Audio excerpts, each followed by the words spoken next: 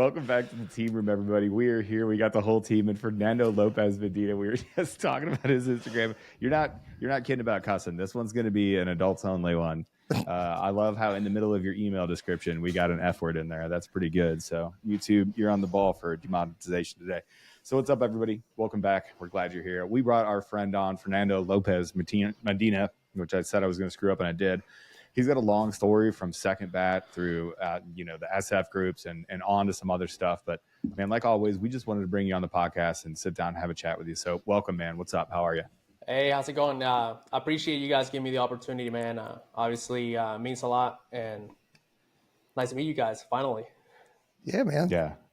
Like we say, we always say yes. And when we talk to a guy that's no kidding, like setting up shop in Puerto Rico to do some diving with vets as a way to help them transition and find a space in the world post-military service, that's a pretty big deal. And it's something that we align with. And we're going to talk about all that later. But, man, take us back to the very beginning. I'm judging by your accent, Fernando, that you did not grow up in Ohio. I know what an Ohio accent sounds like.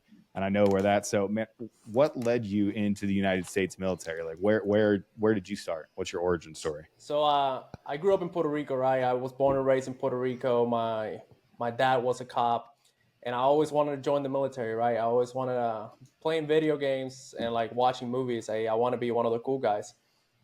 So at 17, I grew up in not in the nicest area, just like a regular fucking story, trying to fucking make it. And at 17, I was like, dude, I'm getting out of school and I'm going to go fucking join the army. And so at 17, I was like shipped out. I wasn't able to join because I didn't speak English. So they sent me to this ESL program. And I spent there a month. I was able to make it, like find the answers to the test and skip Hold on. So you would not believe the amount of DMs and messages and comments that people get. Can I get in at 17? They have all these barriers. You're telling me at 17 years old, you couldn't speak English and you wanted to go serve in the United States Army, and you had to study and learn English and you just made it happen to get in. Dude, yeah, man, I didn't speak English. I didn't understand English. And so when I took the ASVAB, I was, trying to make the fucking answers. And I got good enough so they can ship me to the ESL program. And I was like, fuck it, I'm going. Wow. And that's where it all started.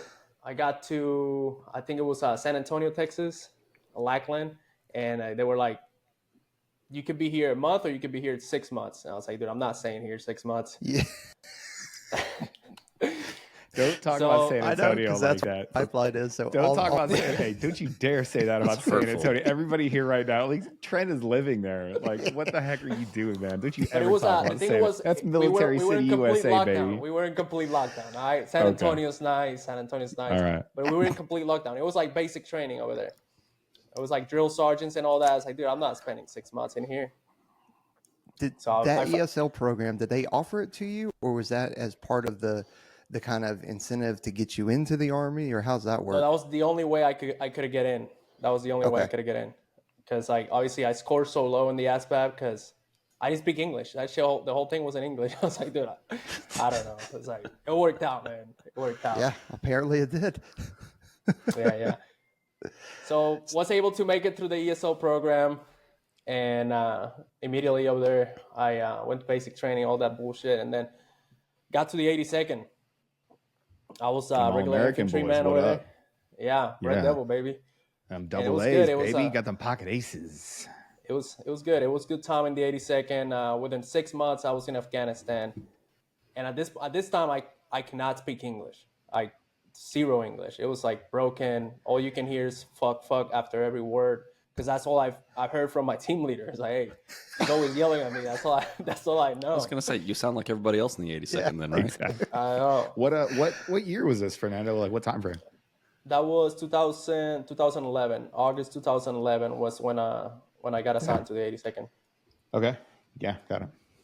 And then within 6 months, we were in Afghanistan. We deployed once to Afghanistan with them, and then right after, I come back to the 82nd. My squad leader was from Ranger Regiment. He was, hey, you're going to Ranger School next week. Yeah, I was like, okay. I thought it was going to be some high-speed school. I thought we were going to do a bunch of fucking high-speed stuff. But that wasn't the case, man. That was not the case. It's a leadership school. Yeah. So when I got there, still my English was my biggest limitation, was my biggest barrier, right? So instead of spending 2 months over there, 62 days, 3 months, whatever, I ended up staying like 6, 7 months in that school, but I was able to make it, right? And that was one of the things that I wanted to talk about. It's like when I arrived at the 82nd, I remember the first thing going through the in-processing building. I saw this Green Beret, right? He was coming out of the in-processing building, Green Beret, all kinds of badges, Ranger tab, combat diver, right? Just And the putting first the vibe thought, out. the Just first the thought in my vibes got head, you, didn't it? I know, and the first thought in my head was like, this guy was like 6'3", bro, I'm 5'7", 160 pounds. And this guy like 6'3", like jacked as fuck. I was like, dude, I'll never be like this fucking guy, you know? Yeah. I'll Yeah. never be like this guy. Right. So I was like, that was always a limitation. Always like putting that self limitation on myself, right? I didn't have that trust in myself, probably because of English, not so much in the physically, but the English. But fast forward, came back with my Ranger tab, and immediately got assigned as a squad leader, right? You know, in the 82nd, you got your Ranger tab, and they think you're all prepared and ready to grow in the military. But that wasn't the case, man. I took a squad, and within 4 or 5 months, I was already going back to Afghanistan as a squad leader, right? So I'm 19 years old. I don't speak English, and I have 9 fucking guys under me to take to Afghanistan. Dude. And I was like, on your second deployment. on my second deployment, and it was Bro. like, that was another thing. Is, hey, bro, you're never gonna be ready for that position. You're never gonna be. And I was like, I had to fucking make it, right? They put me in that position. I was like, bro, there's no way I'm gonna fucking say no. And god damn it, sorry about that. Don't those people Hello? know You're that doing- you're on a podcast right You're now? doing great. Yeah, Dude, you're on a it's very. fucking stupid, I'll tell you what, man. we're pretty popular. If I'm judging by the amount of people that call us when we say something wrong, I'd say we're very influential. So I think you should maybe turn your notifications off, buddy. So, Listen here. anyways, I Listen here. fucking started. I took the squad, and it was a 9-month deployment, and it was rough. I'm not gonna lie. It was challenging. It was like a learning experience, but at the same time, I had to show the confidence that I was able to do the job, right? And compared to the other squad leaders that've been senior positions, they've been in these positions forever. Like those are like the old E6s that've been in like invasion and all that shit. You know, keeping up with those guys and all their knowledge, right? So that was like one of the most challenging things I had to do, but it was a great experience. But coming back, Oh, go ahead. I'm sorry. go ahead. No, I was just, as I'm talking about it, just thinking all the things of you said you're 19, second deployment, you've got a platoon, 9 dudes underneath you, and you still don't speak English. And at that point, what area were you guys in Afghanistan? So that deployment, we were at a Bagram. That was when initially they were gonna do disruption operations to start closing down. That was in 2014. But we were all over the place.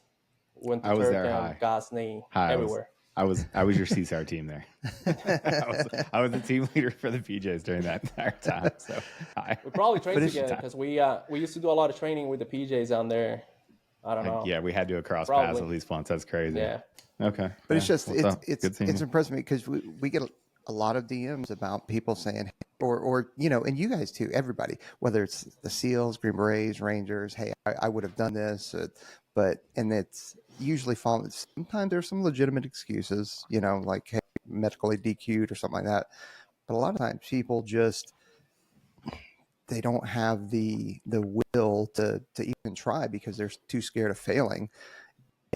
You are at 19, second deployment, can't speak English, and you're you know, I know that 2011, 2014 wasn't necessarily, you know, in the shit, right? As Right, much as it was at some of the other times, but you're still doing operations. You're still going kinetic. You're still, you know, pucking up people and stuff, you know?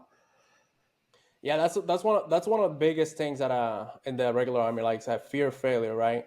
And it comes down to like when you're young, you don't care about anything, man. Like when you're young, you just do it.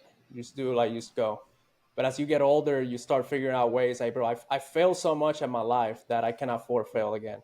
And I think that's one of the biggest things that hold people down. Like, hey, if I take this time and spend 3 months and go into this selection or self-development or whatever it is, instead of suffering for years, you know? Yeah. Because as soon as I got back, I was like, dude, I need to be out of here. I want to be with the fucking guys that are actually doing stuff, right? I want to keep growing in the military. And I remember all my friends that, yeah, I want to do it too, but they never committed, right? So they either stay in the regular army, got in trouble, got kicked out. Some of them made it, like they're sergeant majors now and like amazing leaders.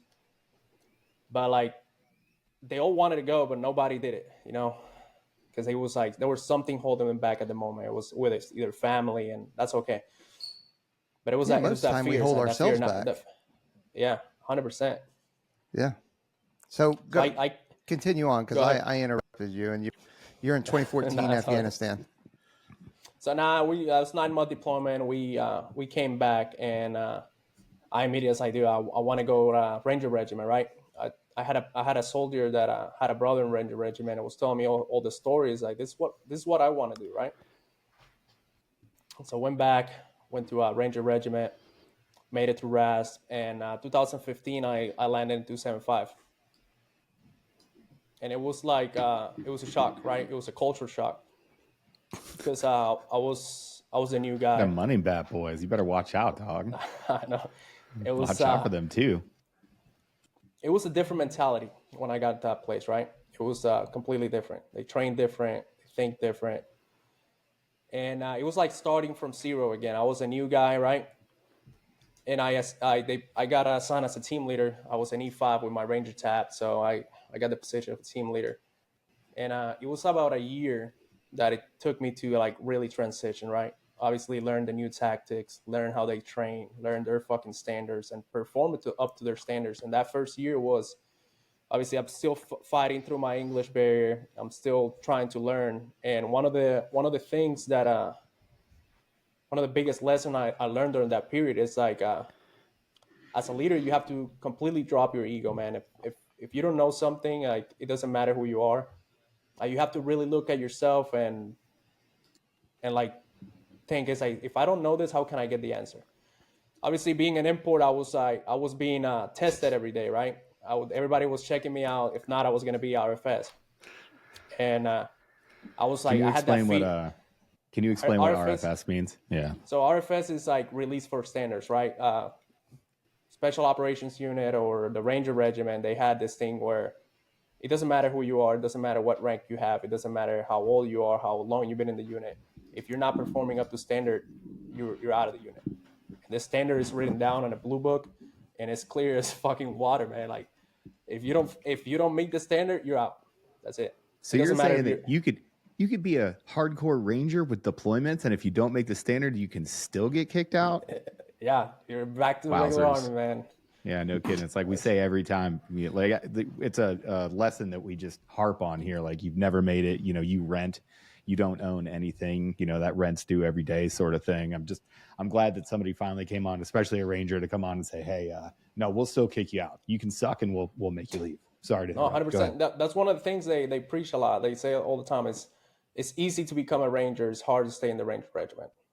It's like, because every day you're getting tested. Every day it's a competition. Every day you're like you're getting looked up. It's like, are you performing up to standard? And like the mentality of the Rangers is, we have a standard. It's a 5 mile, 40 minutes, right? But nobody's running 40 minutes. Everybody's running 30s, 32s, 31s, right? So even if you come back at 35, you still like everybody's looking at you like you're a piece of shit. And it was like that was the mentality. Good. That was the mentality. And that's a hard thing to explain to people, though, the cultural standard versus the on paper standard, you know, like especially for folks about to join that we talk to all the time. They're like, well, here's the standard. Like, why would I be any better than that? It's like, you don't understand. Like, that's the minimum. And if you're hitting the minimums, you are failing. You're failing your teammates. Like, everybody's going to make fun of you. You're on your way out the door because that's just not how the community operates. So this is when I got to regiment, man, I we had like the privates, right? The privates will compete every day, right? Just to go to Ranger School. Every day. They'll show up early. They'll go do PT. They out PT everyone. And they're competing within themselves. And that was their mentality. They have people competing to go to Ranger School. And in the 82nd, they were looking for volunteers to go to Ranger School.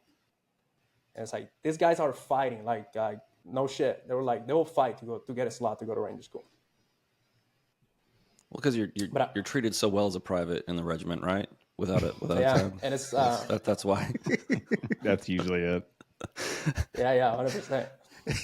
But oh man, I don't want to get too much into the day. details, but but moving forward, man, it took me about a year to like really get the transition right. I was able to deploy as a team leader to Afghanistan with the Rangers, and that deployment was what I truly wanted to do in the military. Right, that's like exactly what I was dreaming for. So I got the opportunity participate in that deployment. It was a short deployment. In the middle of it, I had my first son, and 2 weeks later, I was like it was like 2 months, and then I shipped out. So came back, and when I came back from Afghanistan, it was time for me to take a squad.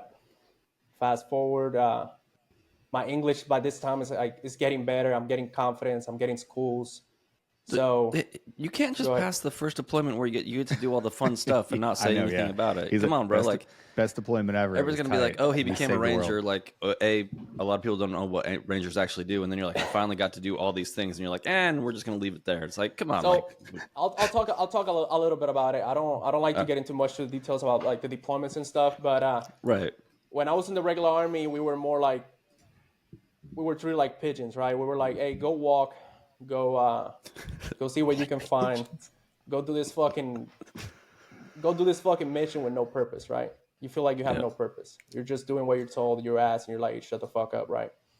But when you get to the Ranger Regiment, it was all the most professional unit I work with, right? You have a fucking mission, right? Hey, you're gonna kill or capture this fucking guy, and you're gonna come back, and this is how you're gonna do it. This is gonna fucking support you, and everybody's like. It's like turning a switch on, man. Everybody, as soon as that fucking warning drops, everybody's on their shit. Like you're planning this thing, and everybody's collaborating. Everybody knows exactly what they're doing at the exact location, at the exact time.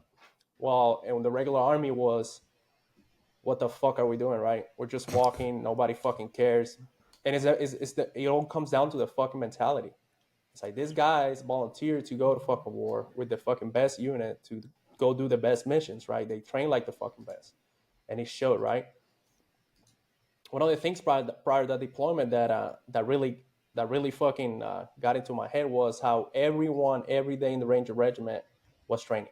It doesn't matter if you were sitting down at the COF at the cages, everybody was training, and if you weren't training, you were paying the fucking price. While in the 82nd, it was like everybody was asking what time we're getting off. Right, and that's a different mentality. It all comes down to the leadership, man. Right, you have leaders that were just hiding in their fucking offices and not taking care of their fucking guys, not ensuring they were getting at least the training they needed to go prior to the deployment.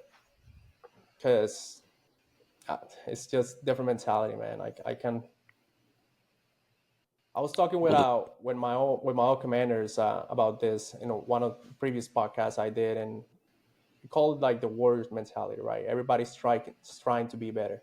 Everybody's trying to get that top position. Everybody's trying to be the best, and that's why it's like a volunteer unit. There's a selection process for it. It's not for everybody. Well, I think in the regular army, the army is kind of like making its mark on you. You know, like the army is something happening to you.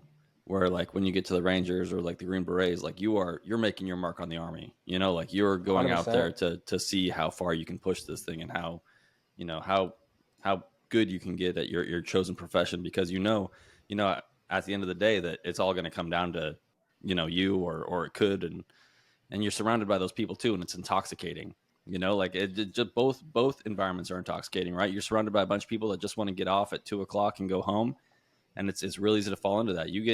You earn your way into this other environment where everybody's pushing, everybody wants to go, everybody wants the best and hardest mission, and everybody wants the best and hardest training. And you know, it's easy to fall into that as well, as long as you can keep up. Yeah, 100%. And the thing is, like, when obviously as Rangers, we're still required to do regular Army schools, like before promotions and stuff, right? And every time we got sent to those schools, everybody was looking up to us, like, dude, like, how do you know so much? It's like, how do you you're a great leader, all this kinds of stuff. They take all the awards, right?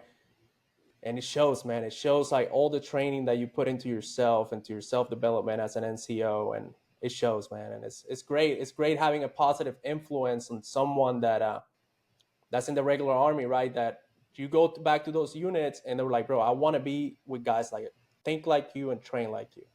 And that's the whole point of fucking leadership. That's the whole point of fucking being a leader. It's like you're influencing people to fucking be better, right? And that's like a huge problem in our military, not only in our military, everywhere. Like now at a fast, like I won't get too much into this, but now in the civilian world, you get in here and you see all these businesses, and I'm working for a corporate. It's like you start nitpicking everything that you need to fix. Everything is like, hey man, why is this guy not showing on time? Why does this guy look like shit? This could be improved. Why we don't have a fucking SOP for this? And all these little things that can make you better, you start nitpicking, and that's what takes you to fucking greatness. Just focusing on this little stuff, on the fundamentals. Yeah.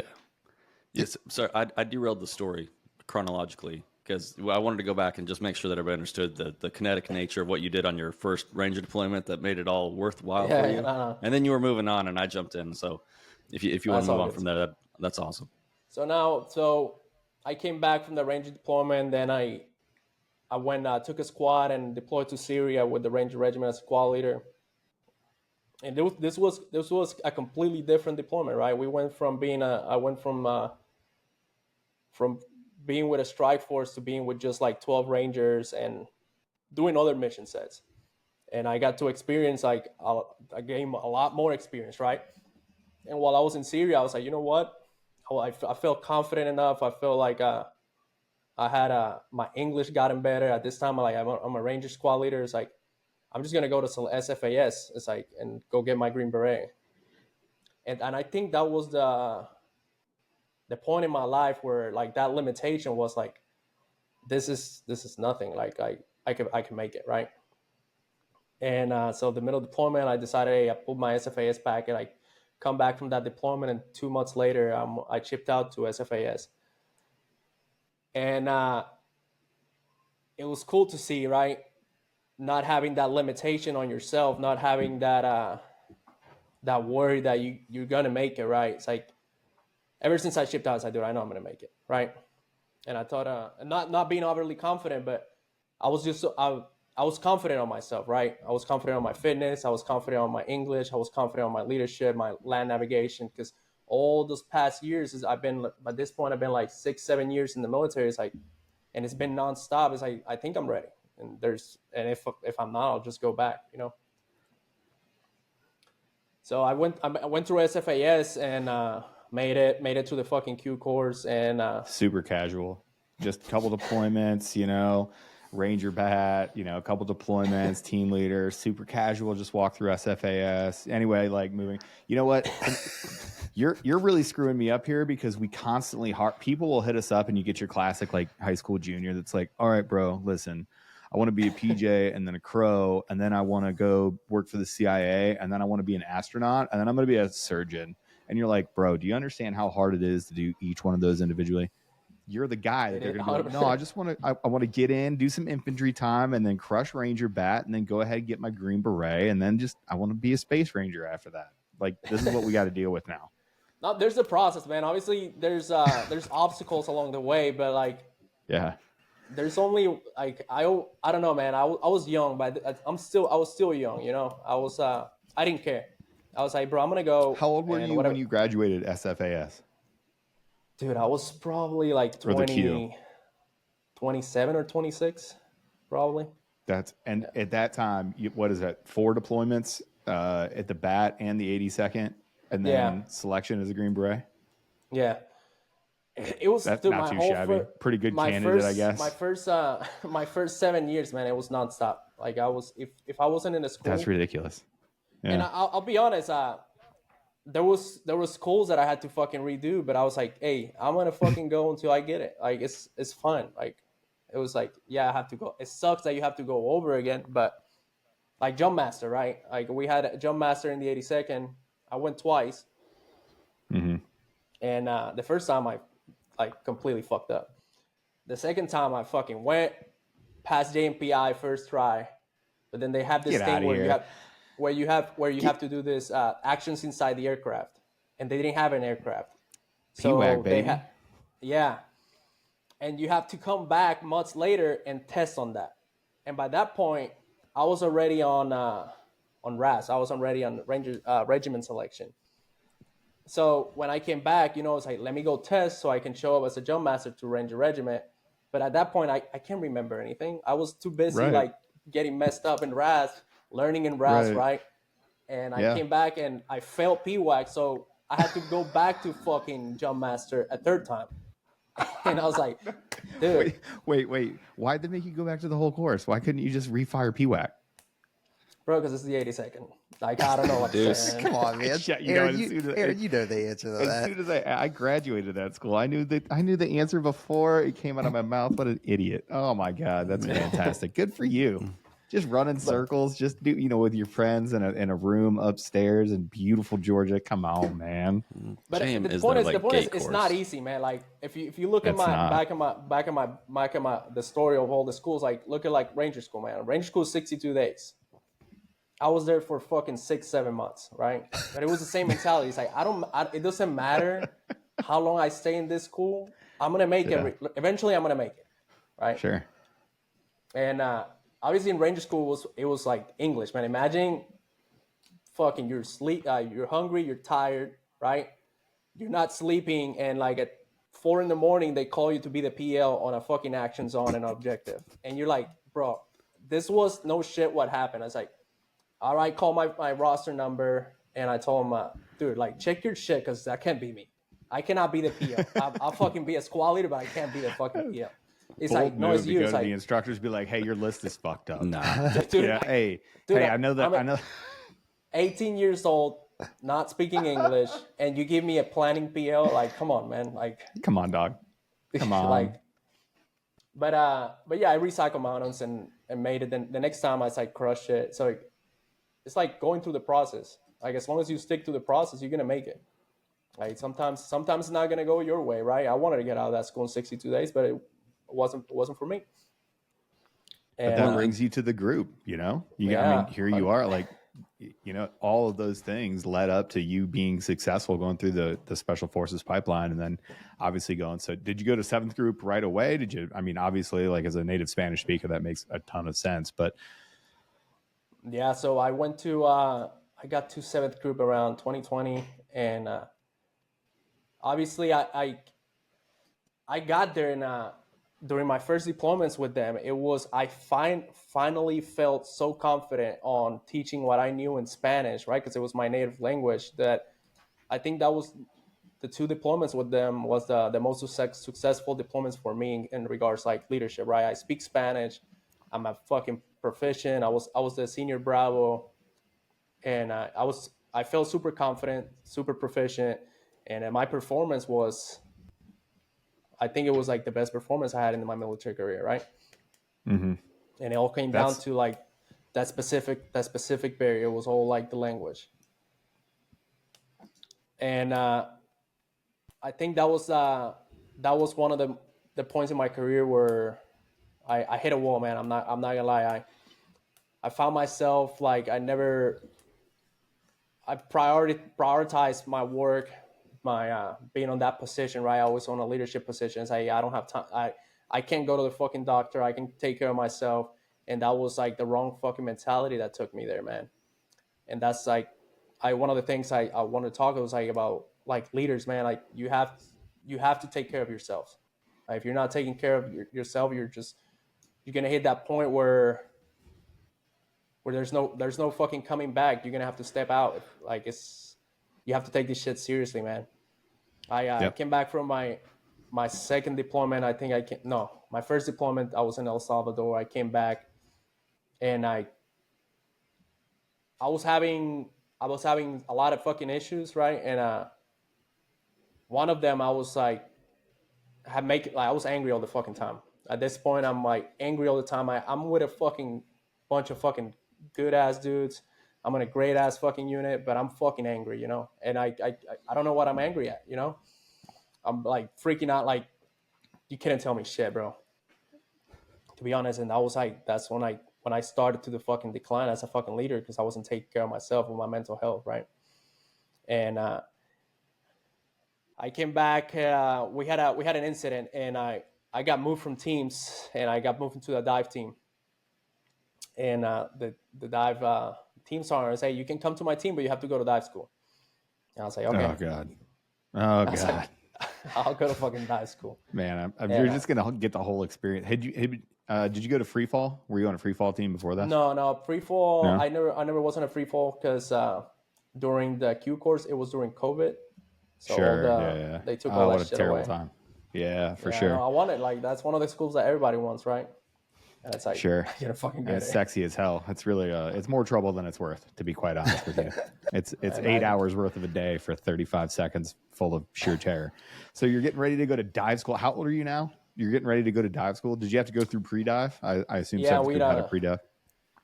So yeah, that's one of the things that my buddies, hey man, like let's go train, let's go prepare for this event. And I was so confident. I was so like I was angry, man. I was checked out. I'm not gonna fucking lie. I was in a bad spot.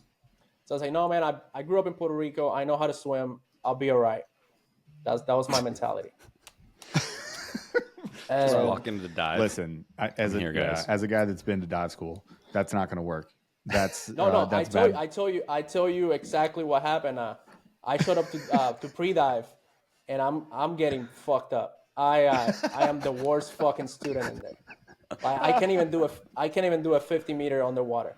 Oh no! And the thing is, I paid the price for not training. I paid the price for not preparing myself. Right? There you go. I had like the instructors. I remember it's like it was a really professional school, right? They're you do what you have to do. You get messed up, but like there's no yelling. There's no you either fucking quit or you make it, right? Or you fucking or you don't.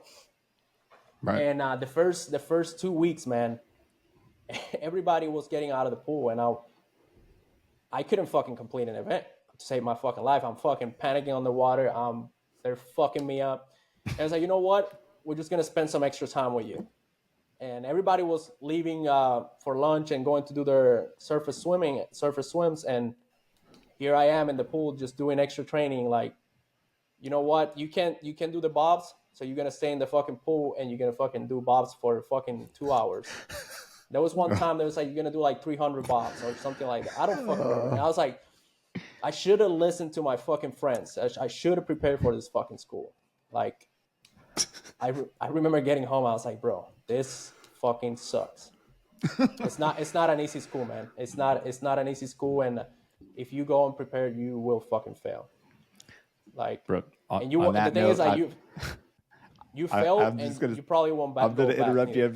I'm going to interrupt you just to say bye. I got my heart out. I can't believe I have to miss this story. Have fun, fellas. I'll see you guys later. Take care, dude.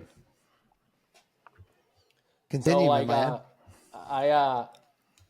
The fucking last week, I think it was the last 2 days, I was able to make the events and chip to dive school, right? And it was the same. It was a tough school. I'm not gonna lie. It was a fucking really fucking tough school. But at this point, I already like became a little bit more confident in the water, right? Obviously, in dive school is another fucking story. But the point was like it was the same actions that took me to before, like got me through this. It's like you do what you're supposed to do every fucking day, no matter what. And eventually you're gonna make it. And if you don't, you come back and you fucking make sure you do. And I came back from what's up? Sorry, there's got to be a theme through the Ranger school and all the other schools that you had you had to refire and all these other things, and dive school, them putting extra time into you.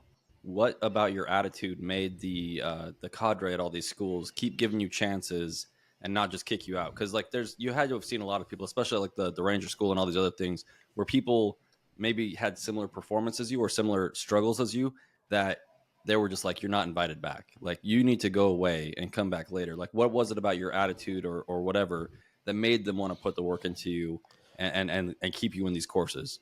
So I think in Ranger School, man, I was having high peers. I was like peer number 1 or 2 every fucking time, and the problem wasn't that I wasn't performing. The problem wasn't that I wasn't getting it right. I wasn't understanding the material, right?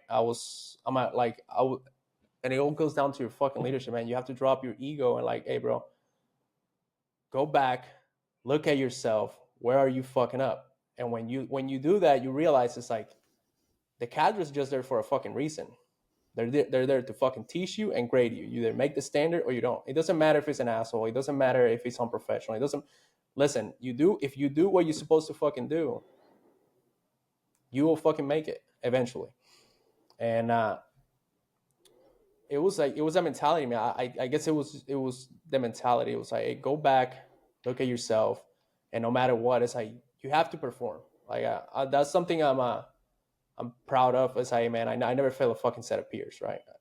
I did got in trouble in SFAS for like getting in fucking arguments with the officers. Like, I don't know why. Like me and them, we're not a match, and because. But I didn't still, think I could love you anymore, but now I love you even more. No, but it's true, man. The cadre over there, like and the Q course, I got into an incident with like some of the officers, and they all try to peer me out. They'll try to fucking get me out, and the cadre was like, bro, no, fuck no. Like, we saw you out there. It's like, we know exactly what's going on, and it's like, you can't be like this is one of the biggest quotes that my mentor taught me, Jeremiah Sobin. He was my commander in that regiment, and I'll speak more about him at the end of my story. You can be a leader with fear. People are looking for leaders that are fearless, right? And that's one of the fucking biggest issues, like in the military. It's like leaders get to the position, they're scared they're gonna be fired. They're scared they're not gonna get that OER bullet, and they start making tough decisions that put their fucking lives of their fucking soldiers in the fucking line just for an OER bullet. And that's one thing that I wasn't afraid of being fired, right? And I learned that from like one of my biggest mentors in the military. Was that squad leader of Centimeter Regiment. He always have the fucking he always had the attitude of taking care of the guys, always. And sometimes we ask him, it's like, bro, you're gonna get fired. It's like, I don't care. What are you gonna do? Send me home? Okay. And that everybody respected him for that, you know. And that's one of the biggest quotes. Like, you can't be a leader with fear. You have to be fearless. People follow the people that are fearless. That's exactly right. It's true, man. That's something that it's frustrating when you are working for somebody or working in an environment that it's you're people that are scared to make a decision, or they hesitate, or they don't want to move out on an 80% solution. They want the 100% solution, even if it's weeks from now. And you're like, dude, we got to action this right now. Who cares about getting fired? As long as you're doing the right thing and you are taking care of people, most of the time you're not going to get fired. Most of the time, 100%. On the other side of it, everybody and you yourself are going to be like, man, really glad we did that. And if not, it's probably not so detrimental that you can't recover from it. 100%. This is one of the things that I teach my guys too, is if you take care of the guys good enough where they're like getting taken care of, the mission will accomplish itself.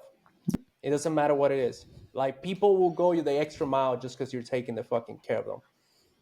And it goes all aspects, man. I can't tell you how many times like we had this fucking officer fucked us because he wanted that OER bullet, right? He was putting himself before everybody else. And dude, that was not it, man. So I didn't agree with that in the Q course. I was like, dude, don't come here with your bullshit because I'm gonna call you out. At this point, I've been in fucking regiment, like, so I was confident. I was like, I had zero fear of like telling like these captains like, bro, you're fucked up, we're not doing that. And I remember like during one of our missions, like this captain started questioning me in the middle of the fucking mission, and I told him, it's like, bro, you shut the fuck up or we're gonna go fucking fight, we're gonna do something else. And obviously my fucking peers went fucking, they dropped. It was like a fucking recession on peers, bro. And I didn't care. I knew I was gonna be good because all the cadre was, they were looking at your actions, and if your actions align with what you want to accomplish, right? If they're the right actions, you're not gonna be fired. It doesn't fucking matter. Well, and then those are important lessons for that officer to learn as well. Going through SFAS, right? Like you're gonna be in charge of a bunch of savages, you know, and they're gonna tell you no if you're wrong. Do it You know, 100%. and how are you gonna deal with it? You know, like you're not dealing with guys that don't know how to do things on their own. Like if you disappeared as the officer on an ODA for a day, the ODA doesn't fall apart. You know, that like they know what they're doing. Yeah. 100. Dude, that's one of the things that I was writing about yesterday. It was the minute that we get a new team leader into the team room, we know exactly how he's going to perform, right? If we get this team leader that's coming in and yelling and acting all tough, it's like, bro, we know who you are. Like, you don't have to fucking play that character over here, right? And then we got this old team leader, like, shows up and like led the fucking NCOs, like, hey, this is what needs to fucking happen, and work with the team, right? Not trying to fucking implement his fucking new ways. And it's crazy, man. You already know how your fucking next 2 years are gonna be, and there's people that put with it and there's people that don't, and it sucks. Like, but like, you have to understand, man. If you are with the intentions of going into a fucking special operations unit, people are gonna look up to you. They're gonna look. It's like the first thing they're gonna look. It's like, can you fucking PT? If you can't PT, it's like, hey, bro, you're out. Like, you will have zero fucking respect. Like, we don't care if you're the smartest fucking individual out there, but you have to fucking be able to do PT. Like, the rest you can learn. You can learn along the way. You have 2 years. You have 2 years with us to learn and move forward. But if you can't PT and you are coming in all hot, bro, it's gonna be a rough one. It's gonna be no. And the thing is, it comes like the difference between the regiment and SF as well. It's like the officers that went to regiment, man. Those are individuals that I have nothing bad to say, man. They were bro, like, they were top performers. Physically, they were fucking animals. Smart. They were able to make decisions. They care about their fucking guys. But obviously, coming to SF, we get guys from the regular army. We get officers from the regular army, and like I hate to fucking say it, but the PT show, the leadership style showed. It was rough, man. It was rough in that area. Well, it's one of those things, right? Like you get the funny hats and all these other things, and you know, rank is a thing, but also like there's performers and non-performers, or there's a hierarchy of performers, right? In these communities, and then that expectation when you go back into the regular army with a tan beret or a green beret, like your rank is the secondary thing that they see. All they see is this dude is a performer, and therefore he is a leader, and and then you get that respect, and you have to hold that tradition amongst the big green army and all that other stuff. So it can it's just one of those things. You got to be a performer, and that's the most important thing, right?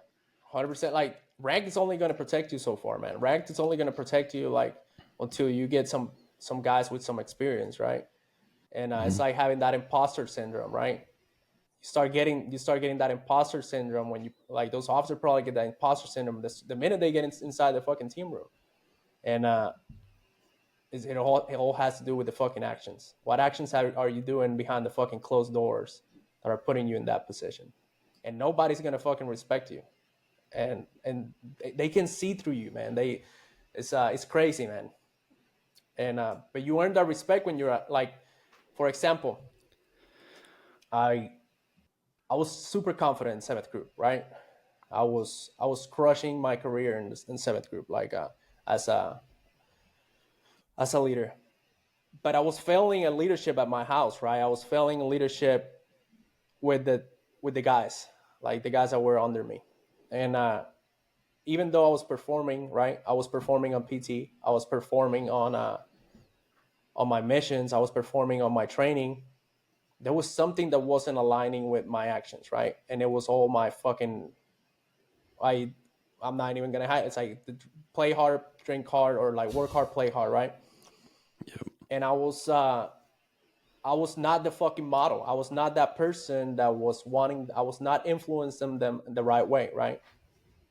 And yeah, we all had that mentality, right? We all did it, and but at the end of the day, I went back. I go back home. And it's like, dude, this is not right. There's something that's not fucking right, and you have to look at yourself and like really dig into yourself. And the thing is that you need someone to point it out.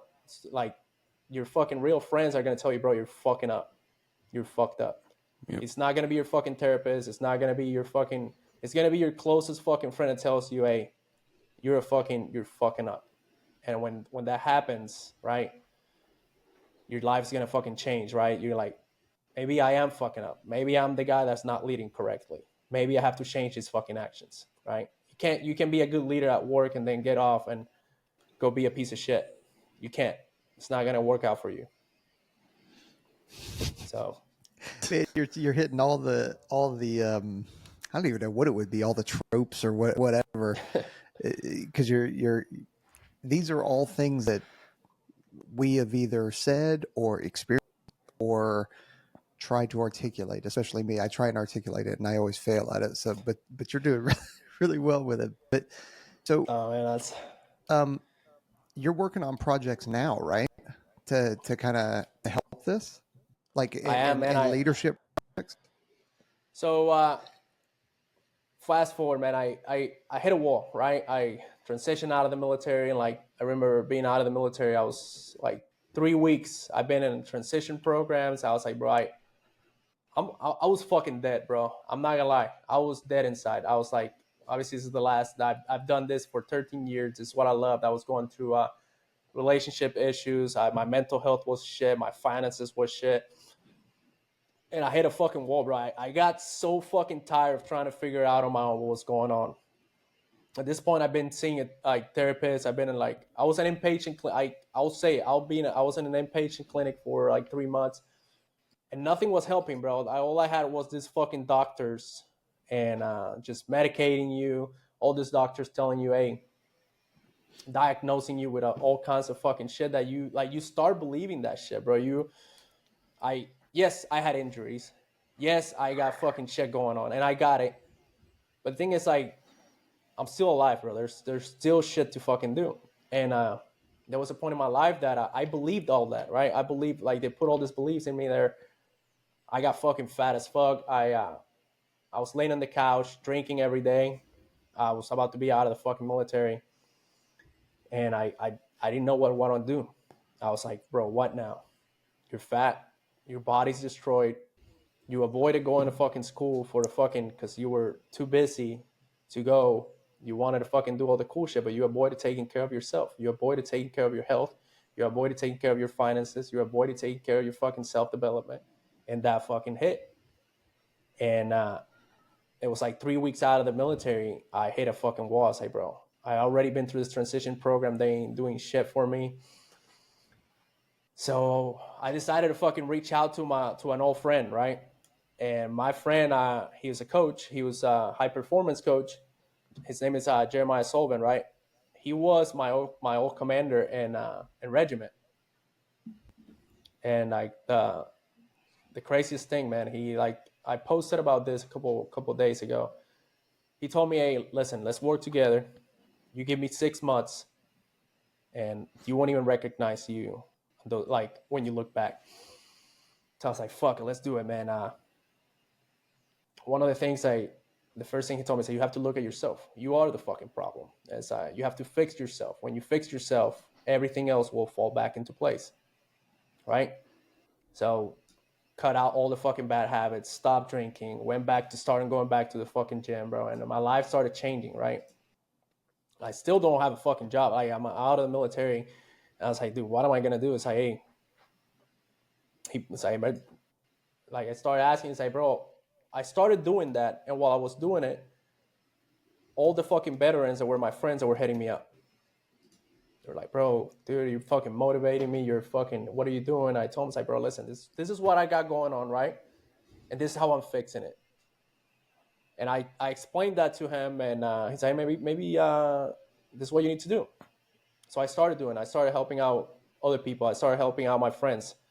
Started helping out veterans that were calling me, right, and that were going through the same issues that I was going to. I said, you know what, this is what I'm gonna do now. So transitioned out of the military and decided to started a company focusing on high performance and mainly mindset and leadership, right? Because when we were struggling, one of the biggest problems that we struggle is because we lack leadership, we lack guidance, we lack someone to point us out, hey, you're fucking up, you need to fucking fix it. And it's like I say, man, one of the things that I explained to my mentor, he was, you can't have a lion speaking out to a sheep, right? You have to have the right person to tell you where you fucking up. Everyone else is going to tell you, but you're not going to listen. But if someone tells you and calls you out, you won't. And that was true, man. That was 100% true. And those 6 months, man, I transitioned out of the military, right? It was tough. I didn't have a fucking plan. I was fucking trying to figure out who I was. I lost my identity. I was dealing with my injuries. I was trying to work out. I was trying to open a business. I didn't know where I was going through a divorce. I didn't know where I wanted to settle. And like, those 6 months, I didn't stop traveling. Every week I was somewhere else. I went to Colombia, moved to Colombia. I didn't like it. Moved to the DR, to Dominican Republic. Didn't want to stay there. Went back to Puerto Rico. As I wasn't ready to go back to Puerto Rico. So I moved back to Colombia, then moved back to the States. And those 6 months, I'm just traveling all over the place, trying to figure it out, right? And eventually it's like, you know what? I truly want to be in Puerto Rico. It's like, and the reason was because I'm close to the fucking water, and water gives me peace, man. Like when I go fucking diving, that's how I bring myself down. That's how when I know I'm like, hey, bro, like maybe I find myself every afternoon saying, you know what, it's time to go for a swim. It's time to fucking go dive. So I opened a company on high performance building leaders, taking guys like, hey, let's make you better than when you got here, right? And while doing so, obviously I have to fucking record my content for social media, algorithm and all that shit, right? Which I avoided social media for 13 years, and now I'm like trying to catch all the fucking slack with the rest of the guys that have been in social media. It's hard. I was trying like, what should I wear? What should I fucking wear to fucking record myself, right? All these questions. It's like, bro, I need a hat. I'm going bald. I need a fucking hat. So I made these hats, bro. And people started asking about it. I was like, you know what, dude, I'm not. I was like, Selmy was like, dude, I'm not a clothing company. Like, I don't make hats. And I was like, you know what? Okay, I'll do this.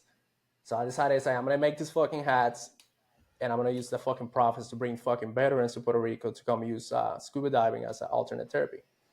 And we're in the process of that right now. We're in the process of like getting the manufacturer and all that. But my mission is like, by the end of this year, I'm going to start bringing fucking my first fucking brothers out here, man. And like, let's put them through the same process that I fucking went through. Maybe that will fucking help you. Maybe that's for you. Maybe not. Maybe it will work. If you have a chance, like, will you take it? It's like, dude, fuck yeah. It's like, it helped me, man. It fucking truly bring me peace. Not dive school, but diving, you know? Yeah. There's a difference between diving and dive school. Yeah. Well, that school was great, man. Like, it was one of the best schools. Like, after the first 2 weeks, like, it was fucking great. I fucking loved it. Yeah. I think one of the things that happens, and why we keep talking about leadership stuff is, you know, when you're a young person in the military and you are in charge of your own destiny, right? And you learn how to lead yourself to accomplish these things. You know, like you're the self leadership, you know, and it's inside of you, and you have all these goals that you're trying to accomplish. And I think as you transition out and you let some of that like other stuff make it in, right? That therapy talk and all those other things like kind of takes away from you, you know, knowing what you want and leading yourself again. And I think that's what it is we kind of let other people take over for a little bit, you know, and you stop taking care of yourself towards the end. And then when you get out, you have to reestablish that, like, that path that you're going on, and find that person who, inside you again, who you are, and be like, hey, I'm in charge of myself. Like, not all this other stuff is not who I am. And you have to reestablish that contact with, the person that made you who you were before, and then find your new path forward. So Yeah, and I don't know, just, my experience went through the same dude, thing. that's 100%. And the thing is, like, I'm not saying fucking, dude, I'm not gonna bullshit you and say, dude, like, oh, your fucking problems are solved just because you went diving, no, or just because you took care of yourself, just because you start, no. But my fucking life got better, got a fucking 100 times fucking better, right? And this is one of my mentors had. My mentor asked me, it's like, what was your biggest win? What was your biggest accomplishment while working together? I was like, bro, I'm alive, bro. I started living again, right? And that was the most important thing. Like, dude, as long as you're fucking living, you can do whatever. Like, it's the same mentality that we had to fucking school, right? Through all these fucking schools, military training, deployments. It's like, bro, as long as you're fucking back alive, you can take care of the rest. But the minute you fucking quit, that's it, man. Like, you have to go back and like look at yourself, and it's like, who do I want to be in the next fucking 10 years, right?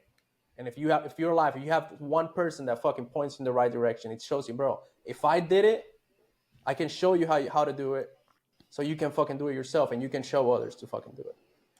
And that was the mentality, bro. Like, it was the most impressive thing wasn't the business, right? My whole military career, I was running business, right? I sold motorcycles. I sold fucking watches. I sold all kinds of shit. I was always hustling, right? But that didn't fill the gap, right? Money wasn't the thing. Money wasn't the thing that would fill me up. It was like, what value can I bring to these guys, right? And that's when I started coaching, and like having this that other coach, my mentor showed me, it's like, this is actually filling. It's like, man, you're helping someone else to become better. And that was the whole idea behind it. And it worked out, man. And having the right team next to you, showing you, it's like, where you're messing up, where you need to improve. It's just the same mentality as being in a military school. You can't quit. The minute you quit, you're done. If you keep figuring shit out, you're gonna make it.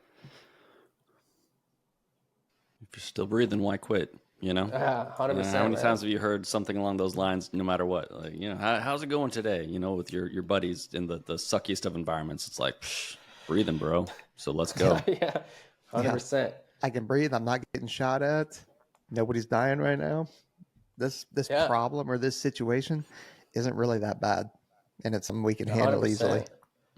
Yeah. Like, you're alive, bro. You're in the civilian world, bro. You know you're gonna go back home. You know you're gonna sleep in a fucking bed. You know you're not, like you mentioned, you're not gonna get shot at, and your buddies are gonna fucking die. It's like, just look at yourself. Go back. Look at yourself. How can you be better today? Yep. Well, dude, you're one hell of a motivating dude, man. We told you at the beginning, like we take notes and all that kind of stuff, for time markers and for Instagram reels and clips and stuff like that. So we have a shared note, and we're sitting here talking like, dude, we got to hang out with this guy. So like, yeah, we've got a lot of good little snippets from you, because you got a lot of, man, you've been there and done that with everything, man. It's wild. Yeah, man. It was a wild ride, man. I was, and the thing is, if someone is thinking to fucking do it, it's like, you 100% should. Like, I came back to Puerto Rico, and I was so glad that I went through all of that, bro. I am so fucking glad. And I showed me so fucking much. It was sort of like the best 13 years of my fucking life. I say it's like the bads and the fucking goods, because like I learned from every single event. I come back to Puerto Rico, and it's sad, right? Sad to fucking see that all your fucking friends are gone now, or they're in fucking jail, or the same people are doing the same shit, right? But you come back with a different mentality, and you're like, bro, I'm actually fucking glad that I went. I had to fucking leave my family. I had to fucking go do these things. And it's a mentality with a lot of people I talk now. It's like they want to start a business, but they're scared. It's like the same mentality. It's like you rather suffer the first 6 months, the first 2 years, 3 years, than suffer your whole fucking life doing something that you're not passionate about. Fuck, man. I don't know what to tell you. And the thing is, I'm not disciplined. It's like, bro, I can't teach you discipline. Like, you have to fucking want it. Like, if you look at yourself, it's like, and ask yourself, do I want to be in the next 10 years? I want to be in the same spot that I am today. Will you fucking still do the same things? Probably not. So you have to dig deep, man. You have to look at yourself and be like, what do I truly want for myself? Man, I was And about to ask you what advice you would give to people, but I think that was kind of it. I don't know. Would you dive any more on advice? Our demographic is, 15 to 25, 30-year-olds that are looking to join not just Air Force Special Warfare, but any of them, whether it's Rangers, Green Berets, SEALs, or even folks that maybe they can't because of whatever medical or just past time, or they're not on that specific path. But the things that you're talking about right now, they not translate well, they do kind of translate Transcend. into they transition into the civilian sector and just everyday life. So is there any other kind of advice that you would give to those kind of folks? So the biggest advice, man, like is fear, right? Like it's like one of the things that always holds people back. Fear of failing, fear of fucking criticism. I was looking into it. It's like we have like primal fear, and the other one I fucking can't remember. But one of them is like the primal fear is like where you're afraid to die. So you're not gonna die. So we know that's not true. So your fear probably of people's opinions are probably of failing, right? The only way to overcome something that's not real is actually doing it. So if you're thinking about joining, it's like stop thinking, just go do it, and don't worry about the fucking outcome. Don't worry about it. Just align your actions every fucking day to the person you want to become, and you will make it.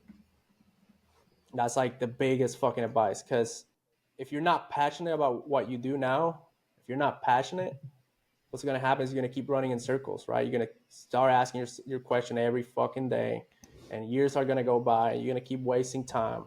And don't worry about being ready. Don't worry about like, hey, you might need to fucking lose some weight. Yes. You might need to start running. Yes. But you're never going to be ready enough. You're never going to be ready for that position. Just like I wasn't fucking ready to go fucking take a squad at 19 years old in Afghanistan. I wasn't fucking ready. I did it. I wasn't ready to fucking go to Ranger Regiment and lead a fucking team. I couldn't speak English, but I fucking did it, right? And I'm telling you this because it's your story.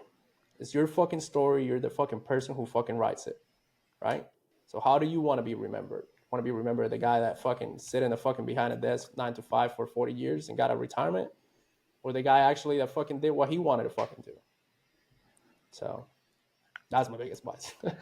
Fernando, I got nothing, man. Like, uh, I'm not following that up, so I'm not even going to pretend to try. Where can we find you at on? And I don't know if a website or anything like that. so you can follow me on Instagram. I'm starting to post more on X, and process building my page as well, like trying to make it more professional and it's going back into social media. And it's super easy to find. Just type my whole fucking name. It's Fernando Lopez Medina. You type Fernando Lopez Medina. I'm the guy with a shitty profile picture with no shirt that's gonna be changing in the next couple of fucking weeks. No, man, I was surprised you showed up with a shirt today. I was like, why is this dude wearing a shirt? I don't understand. It's the mentality, man. You have to find ways to make it better every day. And that's what I told myself from now on. It's like, you have to make these pictures professional. Like, if you want to be working with elite individuals, like, you have to find ways to keep improving. It's the same mentality with everything.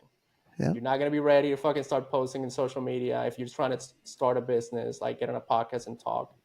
But you're not going to overcome that fear until you start doing it. So, nailed it. Yeah, man. Well, awesome, man. Everybody go make sure to follow Fernando. We'll definitely, whenever we, release this, we'll post it and put your not social security number, but your socials on there. And we'll get everybody over to you to hit you up. Thanks for coming on, man. Everybody out there, don't forget to like, subscribe, hit that notification bell. Visit us at onesready.com. Buy yourself some merch. And then eventually, Fernando will also have some merch. So stay tuned for that. Hey guys, I truly appreciate you guys having me on your podcast, on your platform, and taking the time to get me out here, man. It means a lot coming from a veteran community, obviously, and thank you guys. It was fucking amazing conversation. Absolutely, dude. And that's the one thing that we have talked about a lot is the veteran community, because we are hard on each other. Like while 100%. we're in, and you talked about it during this podcast. You know, we are hard, and we hold each other. We try to hold each other accountable, and we expect big things from each other. So when people retire, and we're losing a tribe, and we're in a transition where it's just like I don't know who I am now because this has been my life for X amount of years.